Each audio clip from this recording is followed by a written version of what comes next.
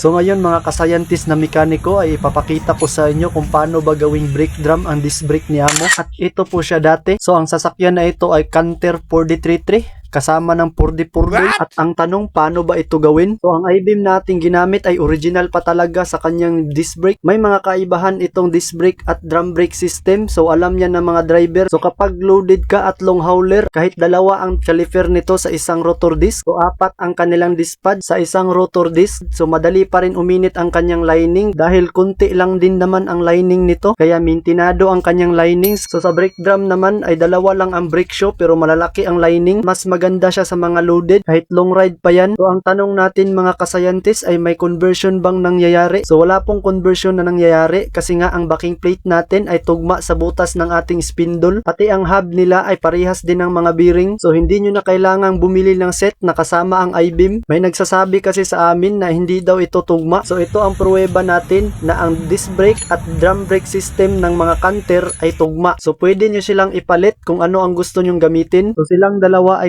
kailangan ng regular na pag-check up. At yun lang mga kascientist. Salamat sa panunood at pa-follow na lang din for more theory.